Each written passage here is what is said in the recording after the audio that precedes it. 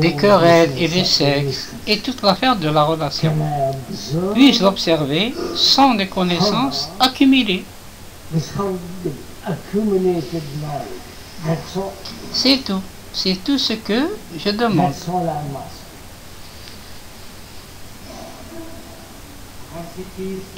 Dans l'état actuel des choses, même dans les rêves, ce n'est pas possible.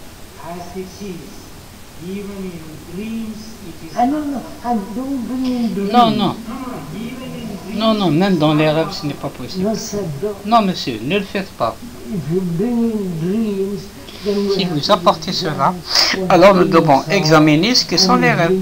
Et cela signifie qu'ils sont partis. S'il vous plaît, tenons-nous-en à cette seule chose. L'observateur est le passé. Qu'il soit la totalité du passé, s'il est la totalité de la conscience, s'il y a une profondeur infinie, et ainsi de suite. C'est encore l'observateur, le passé. Non? N'est-ce pas, monsieur? Maintenant, puis-je observer ma femme, mon mari? Je m'en tiens à cela. Parce que c'est la relation la plus difficile dans ma vie quotidienne. Puis-je l'observer sans la mémoire accumulée par le passé? Essayez-le. Découvrons comment regarder à nouveau. Pour la première fois, un être humain. Puis, toute ma relation change. N'est-ce pas, monsieur? Quoi? Tu es silencieux? Suis-je en train de vous battre? Il n'y a qu'une seule difficulté, monsieur, qui est on sent qu'on a eu des occasions.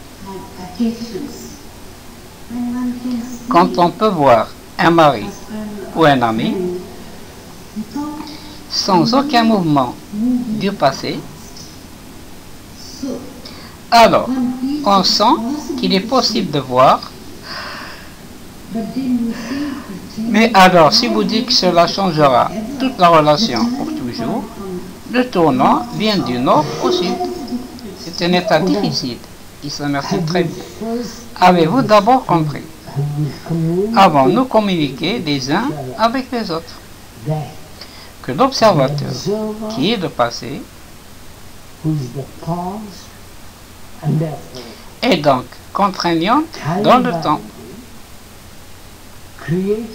Créer cette division entre moi et ma femme. Je suis dominant et je la contrôle. Éloignez-la de moi. Le passé fonctionne toujours. N'est-ce pas, monsieur? Et donc, ma relation avec elle n'est pas basée sur l'affection, pas sur l'amour, mais sur le passé. Ok? Dans lequel la soi-disant affection est également incluse. Je me demande si vous avez de l'affection, si vous avez l'opération du passé.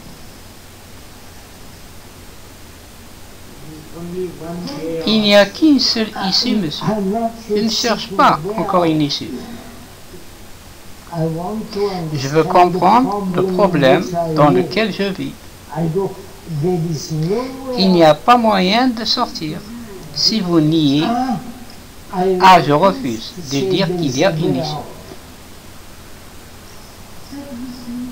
Monsieur, vous semblez nier toute qualité humaine des êtres humains dans la dimension temporelle. Quoi? Vivre dans la matrice du temps, avec un sens de temps. Parce que nous vivons, l'amour n'est pas le temps. Mais maintenant, nous ne parlons pas d'amour. C'est pourquoi nous parlons de toutes ces absurdités.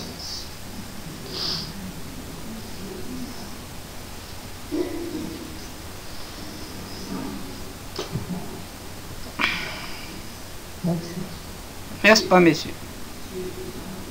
Excusez-moi, monsieur. Monsieur, ma question est, je ne veux pas sortir. Je ne veux pas dire que c'est un problème. Tout ce qui me concerne, c'est comment j'aborde le problème. Non? Parce que l'approche va dicter la compréhension du problème. Non, monsieur, je pense que vous avez posé la question. C'est un observateur peut observer une chose sans le fardeau du passé. Oui, c'est tout. Je dis que dans un contexte particulier, c'est possible. Dans un contexte particulier. Non, complètement, dit Christine. Je ne veux rien de particulier. Mais je veux comprendre si je peux observer dans une situation particulière.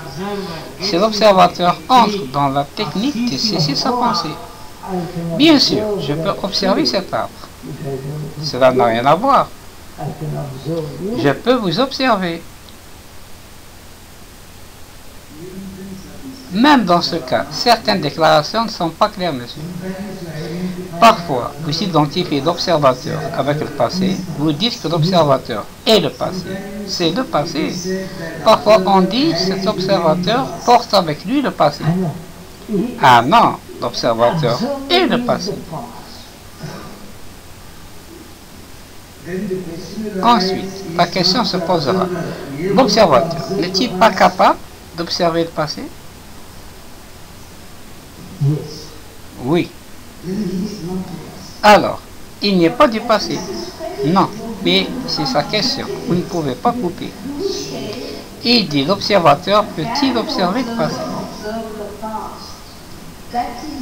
Telle est la nature essentielle de l'enquête. Est-il possible pour qu'il y ait une observation sans l'observateur?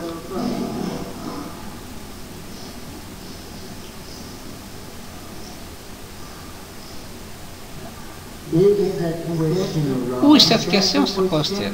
Est-ce la question ou quelque chose de différent? Quelle est exactement la question? Est-ce la question? Pouvez-vous faire une observation sans le fardeau du passé? Peut-il y avoir une observation sans observateur? Même chose, même chose. Je pense que je trouve un monde de différence. Monsieur, cela a été un problème avec nous tous. Ce qui est, puis-je observer quelque chose de nouveau, n'est-ce pas? Sans tout mon fardeau du passé.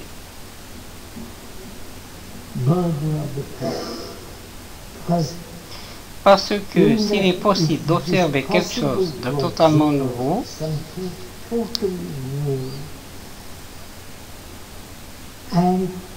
et cette observation n'est pas contraignante dans le temps,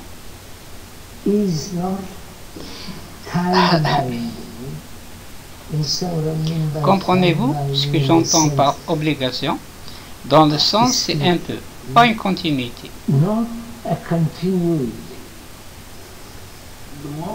Au moment où vous le faites, ne tombez-vous pas dans un nouveau mode de pensée? Non, monsieur, non.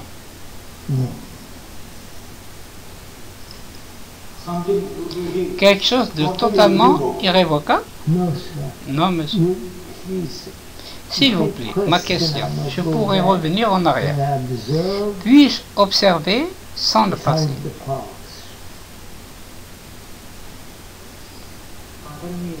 Excusez-moi, monsieur.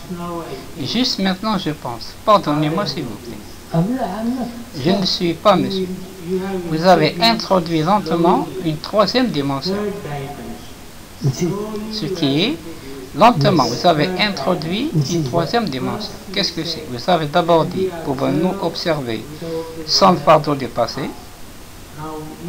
Maintenant, vous introduisez lentement une nouvelle dimension. Et de façon subtile, je pense. Pouvez-vous observer à nouveau? Krishnamurti, c'est la même chose. Je vois une différence. Non, dit Krishnamurti. Dans une nouvelle chose, vous pouvez avoir une nouvelle chose. Il ne doit pas être le passé.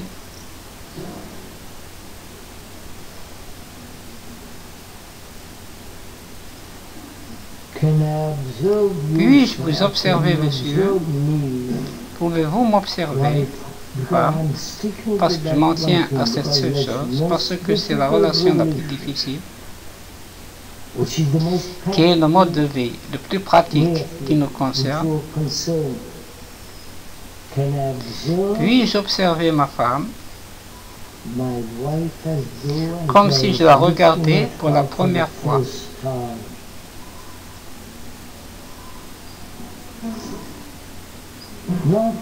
Pas à un certain moment, moins le passé, mais regardez-la tout le temps comme si elle était nouvelle.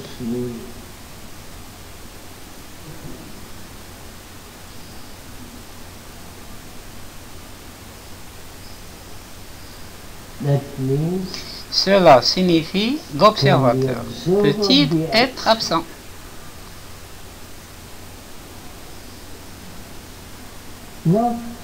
Pas à un moment particulier, à un niveau particulier. Absent.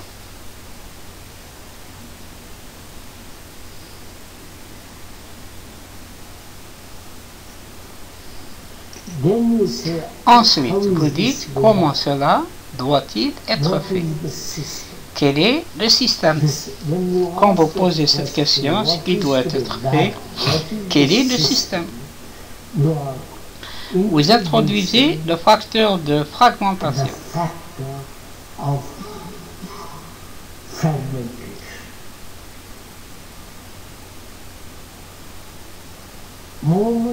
Au moment où tu dis système, le comment, c'est l'opération de la pensée qui dit je dois atteindre cet état. Alors dites-moi quoi faire. C'est inévitable, monsieur. Non, ce n'est pas le cas. Par conséquent, nous devons voir que les systèmes sont sans valeur. Peut-être, monsieur. L'approche ne peut donc le faire que dans le sens où vous pouvez vous voir en train d'observer en tant qu'observateur et le nier.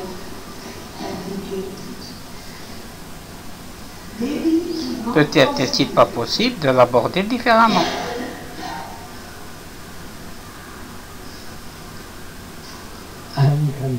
Je n'ai pas compris votre question, dit Jiddu Krishnamurti. Répétons. Monsieur, toute approche positive va vous atterrir dans un piège. J'ai dit regardez Poupoune. Est-ce possible? Ce qui signifie nier l'observateur.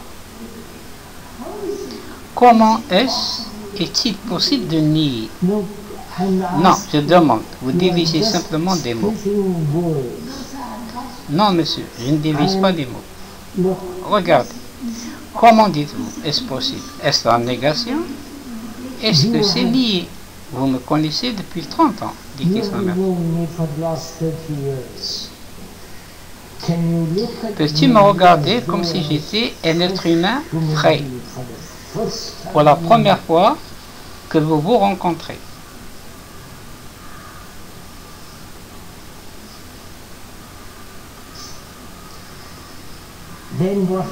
Alors, que se passe-t-il? Quelle est donc notre relation? Quelle est la chose la plus pratique quand vous voulez savoir? Nous devons donc découvrir si nous avons une quelconque relation les uns avec les autres. Ou c'est vraiment de la mémoire. N'est-ce pas, monsieur?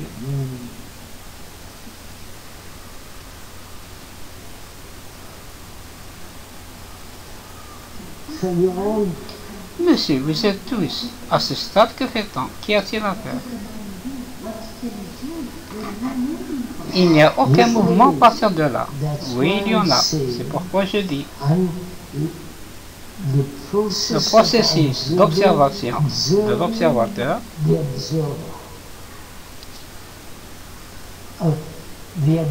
l'observateur et le passé. Maintenant, écoutez attentivement. L'observateur et le passé. L'observateur peut-il voir le mouvement du passé se produire?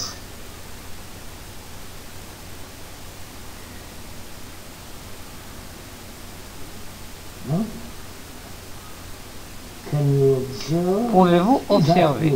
Pas vous. Y a-t-il une observation du passé? La blessure. Prenons la blessure, par exemple. Y a-t-il une observation du mouvement de la blessure?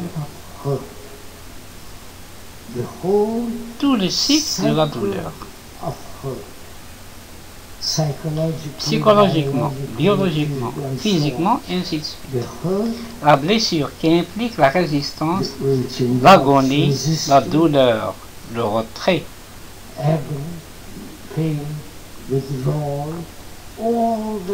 Tout ce que cela implique.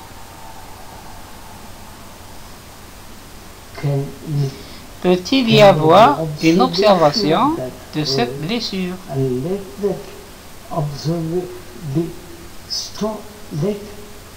Et laisser l'histoire de la blessure se révéler.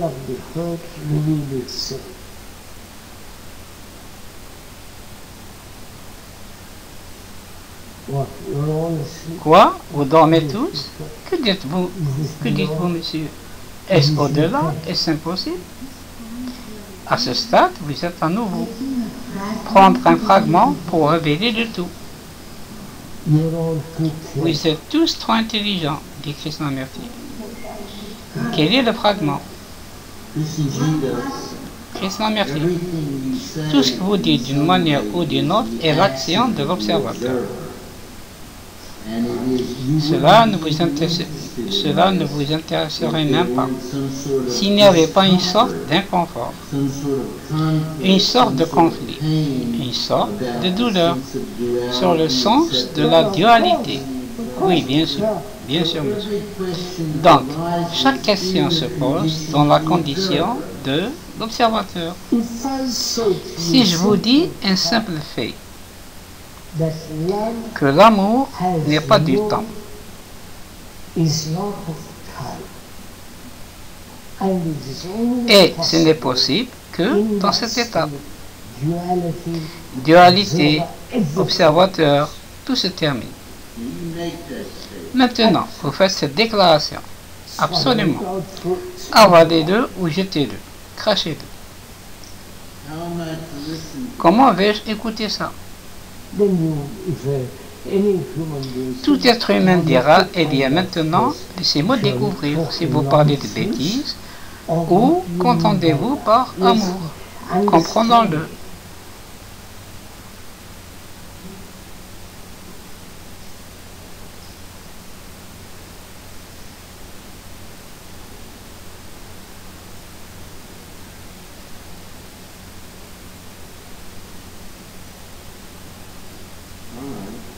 D'accord. Qu'entendez-vous par amour? Ah. Allez-y.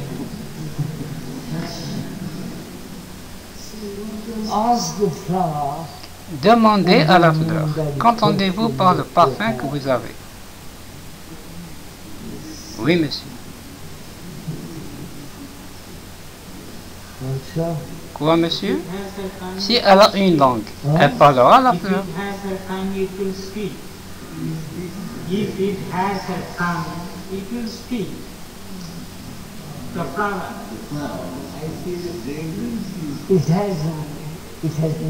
Il a plusieurs langues. Monsieur, je dirais que le parfum est la langue. Bien sûr, monsieur. Quel est le problème avec vous tous? Vous entrez dans le monde des poètes. Non, monsieur. Pas du monde des philosophes. Je ne suis pas philosophe.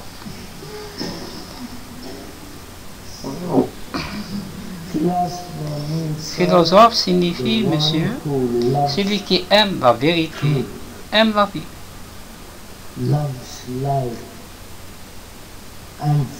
Et la philosophie est maintenant devenue beaucoup de théories, de spéculations. Quand vous m'appelez philosophe, je dis je suis désolé, je ne le suis pas. Monsieur, qu'est-ce qui reçoit cette déclaration que vous avez faite?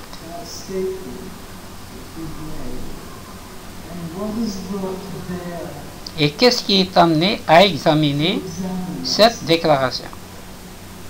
Il n'y a rien à examiner. Mais vous avez demandé, si vous avez de l'amour dans votre cœur, vous le verrez. Sinon, tu le cracheras. Déchirer la fleur en morceaux. Dis quoi? Ok.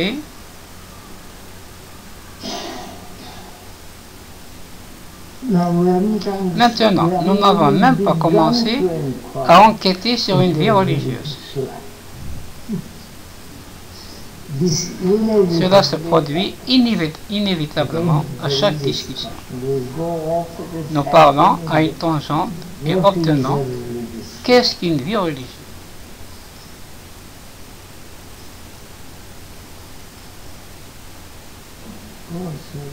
Continuez, monsieur. De toute évidence, toutes les choses qui se passent, le cirque qui continue n'est pas la religion. C'est jeter d'eau. Alors, qu'est-ce qu'une vie religieuse? Si tous les rituels, les dogmes, les croyances, les dieux, tout ce qui est sorti. Alors, qu'est-ce que c'est?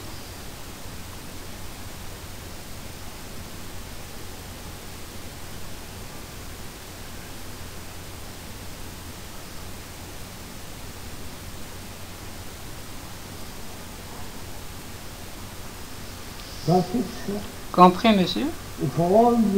Si tout ce que tu as jeté, ce qui signifie que vous jetez avec lui le moi,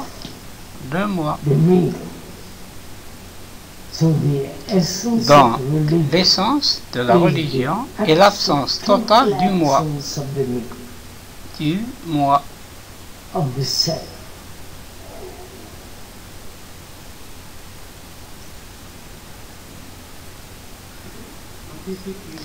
Que voulez-vous dire par vous-même, monsieur? Est-ce l'ego? Ego, ce qui signifie mes caractéristiques, mes désirs, mes peurs, mais pas de mécanisme d'observation. Oui, pas de mécanisme. Bien sûr, bien sûr.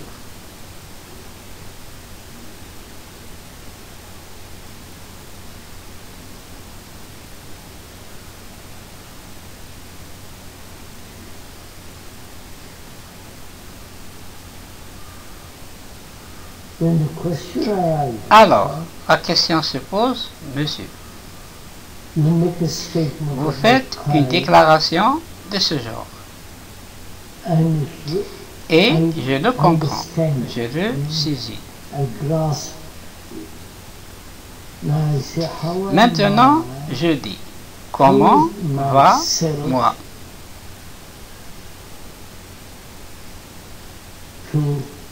Sortir du chemin.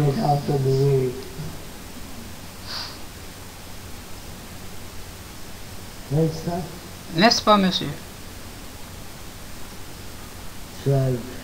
Alors, je dois dire, qu'est-ce que le moi? Est-ce beaucoup de mots, beaucoup de souvenirs, d'attributs?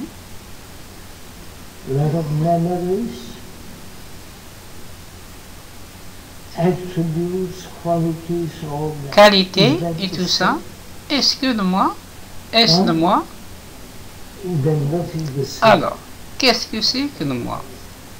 Juste un mécanisme. Que voulez-vous dire, c'est un mécanisme? Un instrument pour observer tout ce qui se trouve devant vous. Non, cela constitue l'ego. Le moi, le je, le moi. Pas nécessairement, monsieur. Alors, quoi, monsieur? Sans ces choses, cela peut être une substance, une chose semblable à un miroir propre. Vous voyez, c'est une théorie. Et je ne suis pas désolé, les théories n'ont aucun sens pour moi.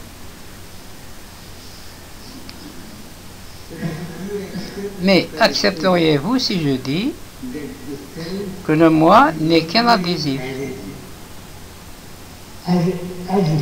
Additif, c'est quelque chose qui a la qualité de faire en sorte que les choses s'y tiennent. Monsieur, ajoute-t-il, tu donneras ta description de ce qu'est le moi. Il donnera sa description et elle donnera une description pour Paul. En fin de compte, nous voulons votre description. Alors, ajoutez toutes les descriptions. Ajoutez toutes les descriptions. Ce n'est pas le moi. La description n'est pas le soi. Ok? Discutons-nous de la description ou du fait de soi?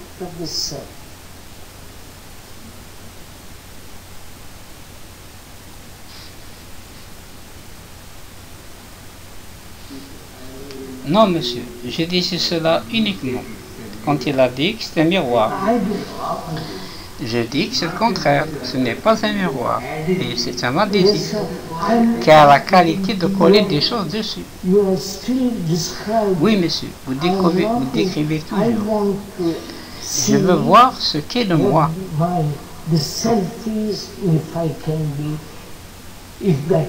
Et si ce moi peut être lavé.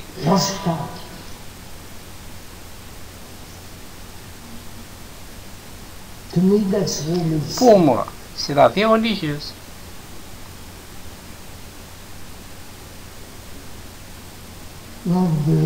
Pas de reflet du divin et de tout ce genre de choses.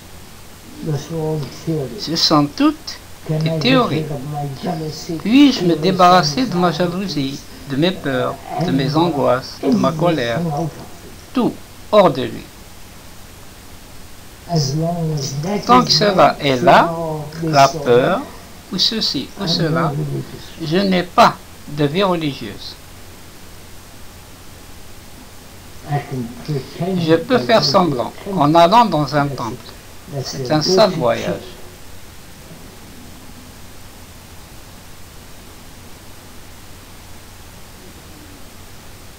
Je ne sais pas. Il est vrai qu'on ne sait pas ce qu'est la vie religieuse.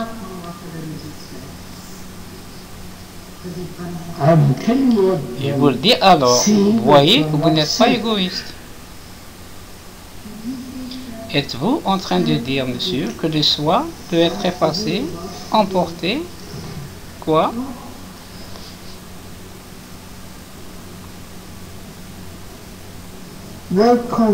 Pourquoi ne pouvez-vous pas être pratique? Ce monsieur a demandé, soyons pratiques, terre à terre. Autrement dit, l'un des symptômes du soi est la jalousie. Envie, cupidité, autorité, pouvoir, position, domination, attachement. En dehors de ça.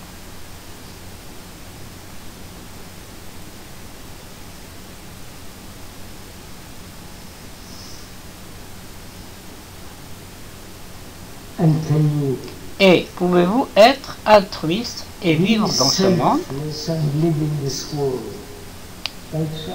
N'est-ce pas, monsieur? C'est ce que tu as demandé. Pardon, monsieur. Pouvez-vous être sans vous-même et vivre dans ce monde?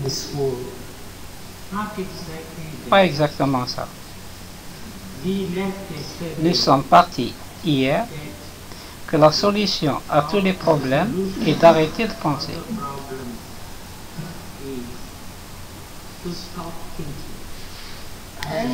Je suis d'accord. Qui va arrêter de penser? Dit Krishnamurti. Le moi. Ah non, l'avez-vous fait? Je vais essayer. Ah, vous ne pouvez pas l'essayer. Alors d'accord. Monsieur, je ne peux pas essayer de ne pas être jaloux. Monsieur, je ne peux pas essayer de ne pas être jaloux. Ne pas être jaloux. Soit j'opère dessus, j'arrête et j'en finis par la jalousie.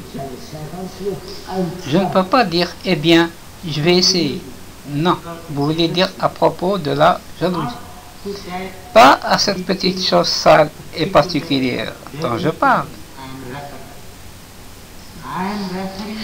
Je fais référence à tout le processus de réflexion. Si cela est arrêté, tout le reste est effacé. Pouvez-vous l'arrêter? Voulez-vous me dire que vous êtes arrêté, Monsieur, quand vous dites si ça s'arrête, arrêtez-le alors. C'est pourquoi j'ai soulevé la question. Que la discussion d'aujourd'hui sera plus fructueuse. S'il se déplace vers cet objectif, qui s'avertit, je le fais, sur la technique de l'arrêt.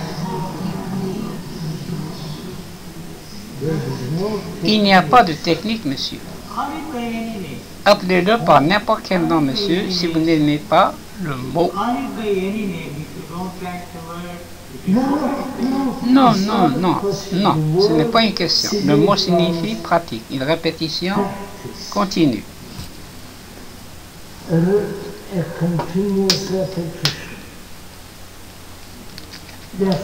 Par conséquent, votre esprit devient mécanique. Un esprit mécanique ne peut pas connaître l'amour. C'est ça. Certains processus que nous ne pouvons pas, cela peut être évité. Est-ce possible? Je dis voir intellectuellement même qu'un système rend l'esprit mécanique. Intellectuellement même. Et si vous le voyez intellectuellement, approfondissez de. Nous avons eu des systèmes à gogo, non?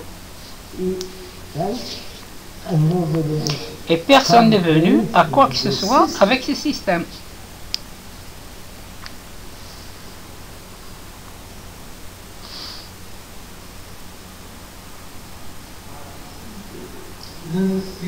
Non, non, s'il vous plaît. Ceci est limité aux participants.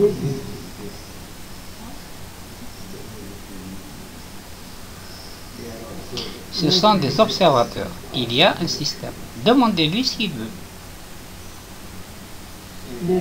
Laissez-le, monsieur. Laissez-le.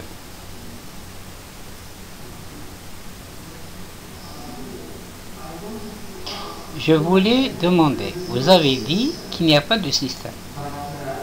Mais il n'en reste pas moins que nous devons faire quelque chose. Nous ne pouvons pas rester les bras croisés. Donc, je suis d'accord qu'un système limite les gens.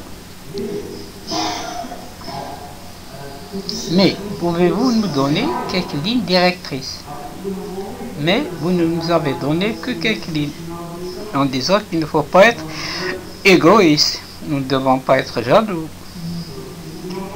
Il n'est donc pas possible de donner des directives. Que faire pour ne pas rester inactif?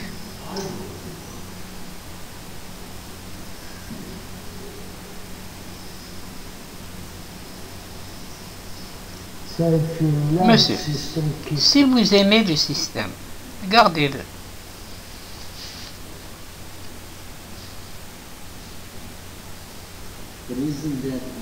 La raison pour laquelle, d'une certaine manière, je pense que le fait est que nous avons parlé plusieurs fois. Et inévitablement, ou très souvent, la question se pose. Y a-t-il un système, d'une manière ou d'une autre? C'est lié à ce que nous avons dit. Que comment se pose la question que nous regardons l'observateur.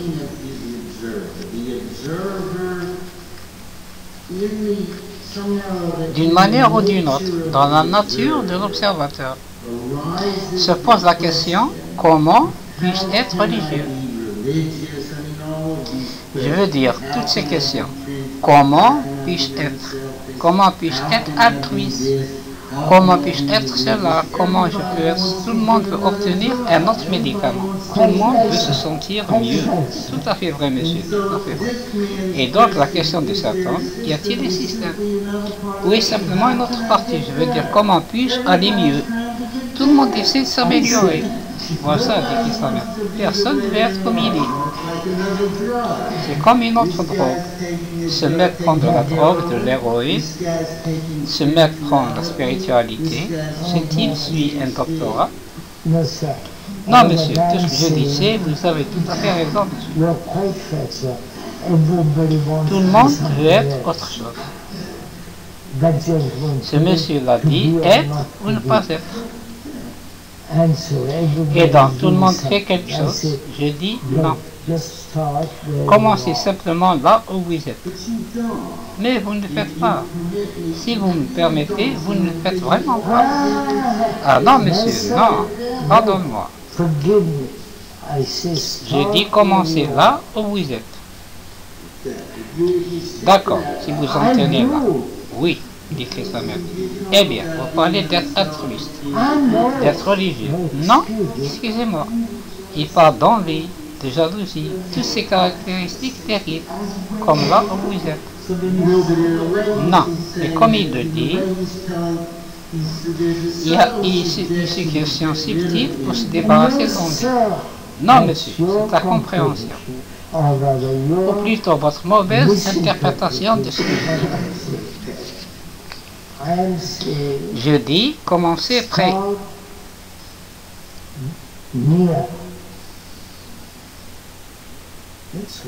C'est tout. Parce que si tu sais lire, toute cette histoire de l'homme qui est toi, c'est fini. C'est tout. Vous ne pouvez tout simplement pas rejeter cela, c'est très subtil. Non, écoutez, terminez dans le sens. Juste une minute, monsieur. Juste une minute. C'est un livre. Attendez, écoutez simplement, monsieur. C'est un vaste livre. Et je le dis, c'est tout. Je n'essaie pas de le changer. Cela peut s'avérer être une encyclopédie. Je vais découvrir. Je commence là où je suis. Et je le lis. Je ne le lis pas lentement. Je veux lire toute l'histoire instantanément.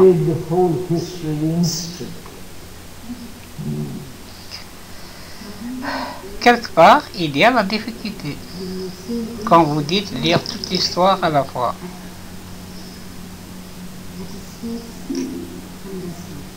Que voulez-vous dire? Sans mouvement dans le temps, sans voir des expressions de soi. Nous l'avons expliqué maintenant. Je veux juste connaître tout le contenu de moi-même.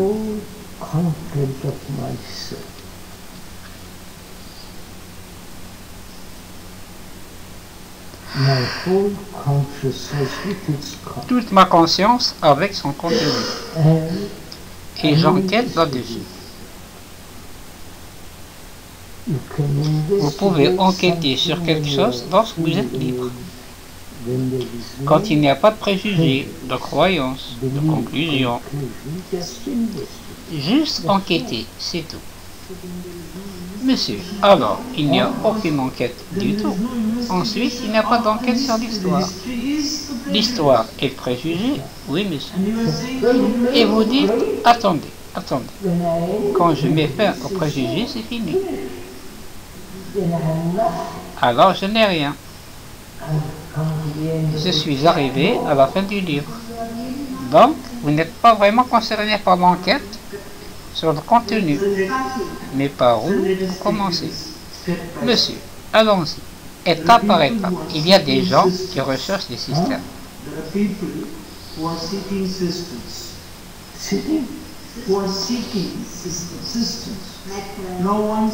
Maintenant, on voit, comme tu le dis, au moins intellectuellement.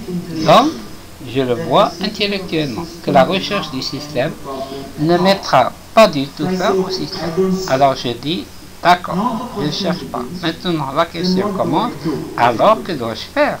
Comme il a dit, j'apprends, j'observe. Mais mon outil d'observation est toujours l'intellect, avec la connaissance. Et je suis assis, et je découvre avec toi. Vous venez signaler que votre outil est limité. Votre enquête passe toujours par la connaissance. Je vois ça. Où suis-je maintenant?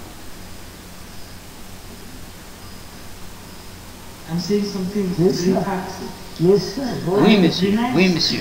Vas-y. J'ai nié les systèmes et les pratiques. Je demande. Il s'amertit. Non. Si vous avez rangé des systèmes, entraînez-vous. Quelle est la qualité ou l'état de votre esprit quand vous l'avez fait? C'est curieux. Non, ne dites pas que c'est calme. J'ai dit que c'est curieux, qu'il s'amertit. Non. Mais ça l'est, monsieur. Il enquête. Non, vous ne répondez pas à ma question. Quel est votre état d'esprit lorsque vous rangez des systèmes? Et vous avez mis le système de côté. Pourquoi? Parce que vous voyez que c'est faux, qu'il s'amertit, oui. Alors, quel est l'état de votre esprit quand il a vu quelque chose de faux? Qui a été la tradition des siècles? Que c'est faux. Quel est votre état d'esprit?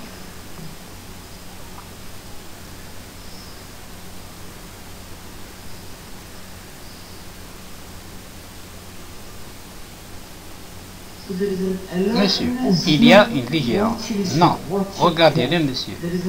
Regardez-le attentivement. Il y a une vigilance par rapport à ce qu'il a vu. Mais il est toujours pris dans autre chose. Attendez, monsieur.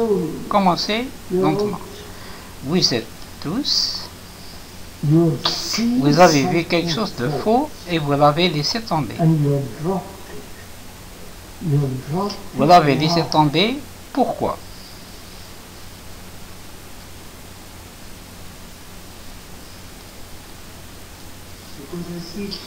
Parce que je vois des nuages. Non.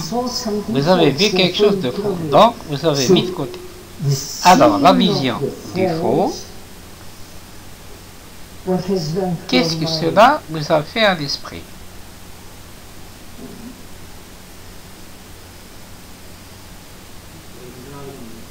Plaisir. Oh non.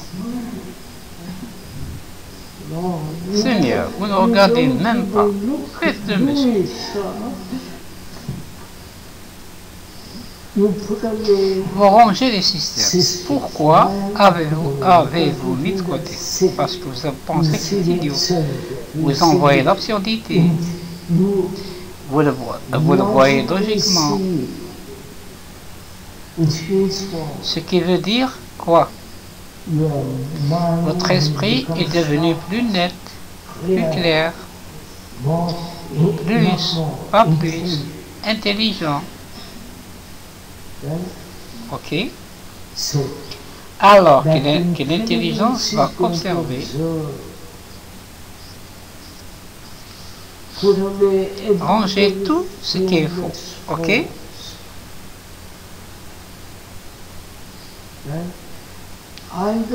Soit que l'intelligence voit fragmentairement, ou il en voit toute la fausseté. Tu comprends? Monsieur, y a-t-il un moment où cette intelligence s'arrête? Non, dit Christopher. Non. Vas-y, pas à pas, mon vie.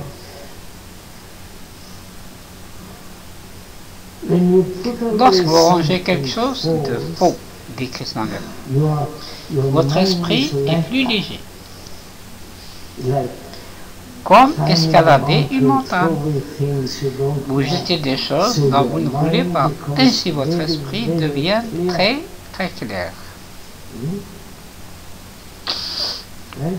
Ok? Ce qui signifie, votre esprit est-il clair parce que vous avez jeté ces choses?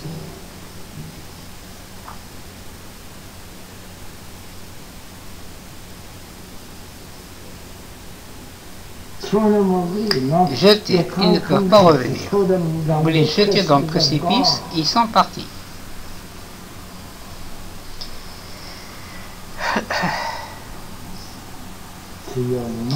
Donc, ton esprit a la capacité de percevoir ce qui est vrai et ce qui est faux.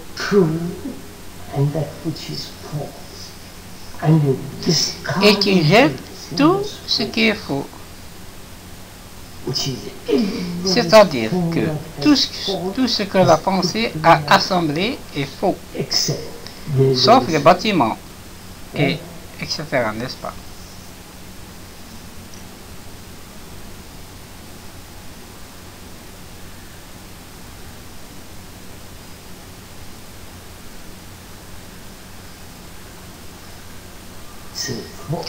Donc, l'esprit n'a pas d'illusion.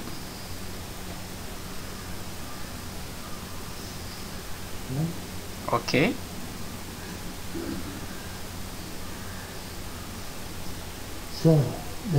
Monsieur, c'est tout le livre.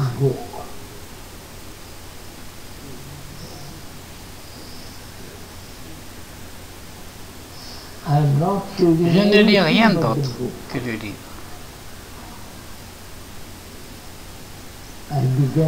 J'ai commencé avec le premier chapitre qui dit être conscient de vos sens.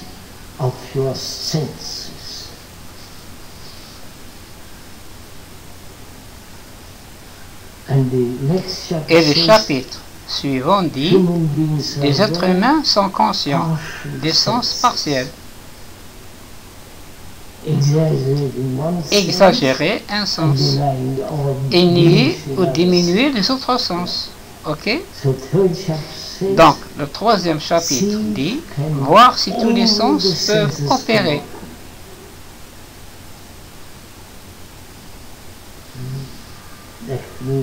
Cela signifie qu'il n'y a pas de centre d'une opération sensorielle particulière.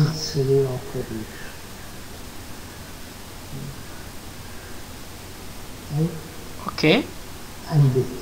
Et le quatrième, ainsi de suite. Je ne vais pas lire le livre pour vous.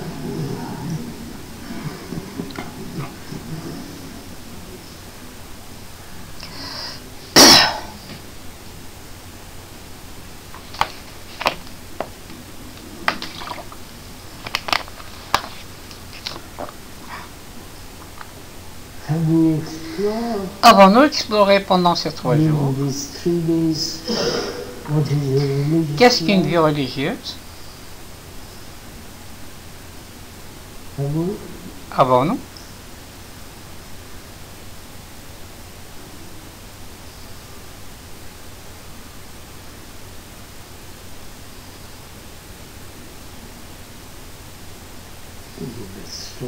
Je pense que nous ferions mieux d'arrêter, n'est-ce pas?